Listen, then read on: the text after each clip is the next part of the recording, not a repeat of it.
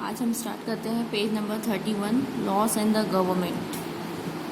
The government makes laws and everyone who lives in the country has to follow this. Laws क्या होते हैं? Rules and regulations होते हैं। जब आप एक कंट्री में रहते हो तो उसे फॉलो करना पड़ता है। तो वही बताया जा रहा है कि जो गवर्नमेंट होती है वो लॉस बनाती है और जो भी लोग हैं उस कंट्री के उन्हें फॉलो करना पड़ता है।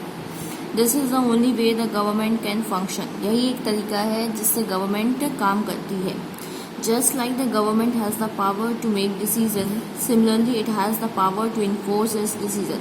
जैसे गवर्नमेंट के पास राइट्स है, पावर है कि वो डिसीजन ले सकती है, तो उसी तरीके से उसके पास पावर है उसको एक्शन में डाल सकती है, इन्फोर्स कर सकती है।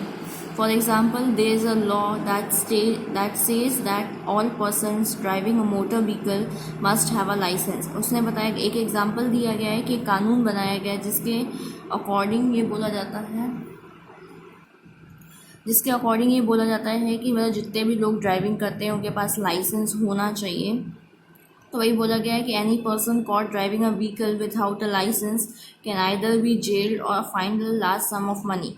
इसमें यही बोला जा रहा है कि अगर आप व्हीकल चला रहे हो, आपके पास लाइसेंस नहीं है, तो आपको आइदर जेल हो जाएगी या आपको कुछ फाइन देना पड़ेगा। Without these laws the government's power to make decision is not of much use.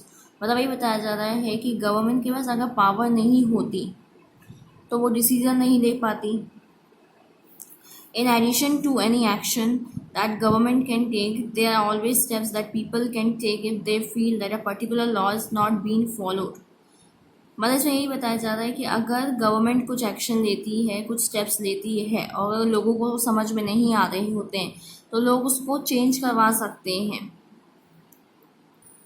और जो भी गवर्नमेंट रूल्स एंड रेगुलेशंस बनाती है अगर उसका पालन नहीं होता है तो लोग जाके कोर्ट वगैरह में या जो ऑफिस वगैरह होती है गवर्नमेंट की वहाँ जाके कंप्लेन भी कर सकते हैं। If a person feels, for example, इसमें एक एग्जांपल बताया जा रहा है that they were not hired for a job because of their religion और कास्ट। मतलब किसी पर्सन को जॉब में नहीं रखा जाता है on the basis of their caste and religion, he or may she approach to the government and claim that the law is not being followed। वो वहाँ जाके बोल सकते हैं, उनके खिलाफ कंप्लेन कर सकते हैं कि यहाँ पे rules and regulation law follow नहीं किए जा रहे हैं। The court can then give orders about what should be done. फिर जो कोर्ट होगी वो डिसीजन लेगी कि उससे आगे क्या करना है। अब आता है types of government. Who gives the government this power to make decision and enforce law? Government को कौन अधिकार देता है कि वो डिसीजन ले और उसको इम्प्लीमेंट करे या लॉज बनाए? The answer to this question depends on the type of government there is in a country. मतलब वो डिपेंड करता है कि आपके देश में कौन सी सरकार है, कौन सी गवर्नमेंट है। इन अ डेमोक्रेसी, जब वहाँ पे आप डेमोक्रेसी सिस्टम फॉलो करते हो, it is the people who give the government this power. वहाँ की जो लोग होती है, जनता होती है, वो गवर्नमेंट को, सरकार को पावर देती है ये काम करने की। They do this through elections in which they vote for a particular persons and elect them. होता क्या है, एक इलेक्शन होता है, उसमें कुछ कुछ लोग खड़े होते हैं और फिर हम उनको वोट देके जो जिसको ज़्यादा वोट मिलता है फिर वो जीतता है, वो फिर गवर्नमेंट मतलब हेड बनता है। Once elected these person form the government. वही बताया जा रहा है जो पर्सन इलेक्ट होता है, जो चुना जाता है, जिसको ज़्यादा वोट मिलता है, फिर वो गवर्नमेंट बनती है उसकी। In a democracy the government has to explain its action and defends its decision to the people. मतलब ये बताया जा रहा है जो डेमोक्रेसी सिस्टम होती है उसमें जो गवर्नमेंट एक्शन लेती है, स्टेप्स लेती है, उसे पर्सन को एक्सप्लेन करना पड़ता है कि हमने ऐसा क्यों लिया है।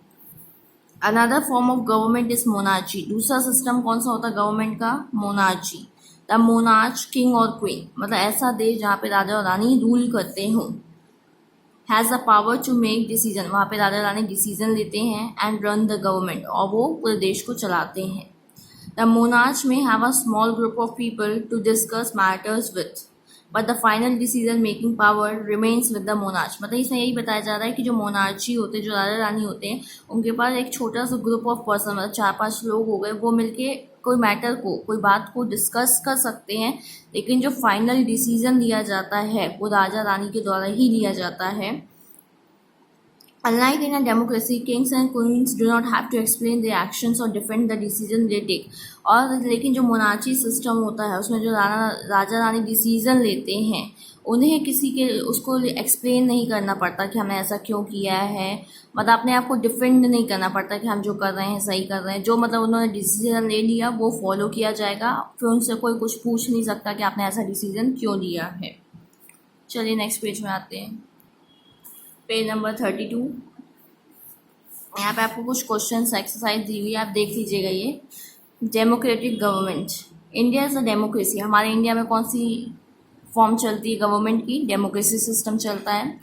This achievement is the result of a long and eventful struggle of the Indian people. ये सिस्टम कैसे आया है? बहुत स्ट्रगल करने के बाद आया है। There are other places in the world where people have also struggle to have democracies. और भी कंट्री है जहाँ पे लोगों को लड़ाई करनी पड़ी, स्ट्रगल करना पड़ा अपने कंट्री को आज़ाद कराने के लिए और डेमोक्रेसी सिस्टम लाने के लिए। You know that the main feature of our democracy is that people have the power to elect their leaders. Democracy में क्या खासियत है कि लोग, जो जनता होती है वही अपना लीडर चुनती है, रिप्रेजेंटेटिव चुनती है। So in a sense of democracy is ruled by the people. तो एक तरीके से बोल सकते हैं कि जो डेमोक्रेसी होती है उसमें जनता का ही रोल ज़्यादा होता है, वही एक तरीके से देश को चलाती है। The basic idea is that people rule themselves by participating in the making of these rules. मतलब एक तरीके से देखा जाए तो सब लोग पार्टिसिपेट करते हैं रूल्स एंड रेगुलेशन बनाने में, क्योंकि वो अपना एक रिप्रेजेंटेटिव चुनते हैं जो उनके बिहाफ में डिसीजन लेता है और देश के नियम कानून बनाता है। Democratic government in our times are usually refer to as representative democracy. मतलब ये बताया गया है कि जो डेमोक्रेटिक गवर्नमेंट है वो एक तरीके से क्या है? रिप्रेजेंटेटिव है। मतलब उसमें हम एक लीडर चुनते हैं जो हमारी कंट्री को रिप्रेजेंट करता है। In a representative democracy, people do not participate directly, but instead choose their representative through an election process. इसमें यही बताया जा रहा है जो लोग होते, जनता होती है, वो डायरेक्टली पार्टिसिपेट नहीं करती है, लेकिन एक तरीके से इनडायरेक्ट वे में, मतलब वो वोट दे के इलेक्शन होता है, उसमें अपने एक लीडर को चुनती है जो उनके बिहाफ में डिसीजन लेता है। These representative meet and make decision for the entire population. जो लीडर होता है वो डिसीजन पूरे कंट्री के बिहाफ में लेता है। These days a government can not call itself democratic unless it allows what is known as universal adult franchise. These means that all adults in the country are allowed to vote. मतलब ये system का मतलब होता है adult franchise का मतलब जो भी लोग 18 ईयर्स के ऊपर हैं उन्हें वोटिंग करने का अधिकार दिया जाता है और अपने रिप्रेजेंटेटिव को चुनने का राइट्स दिए जाते हैं।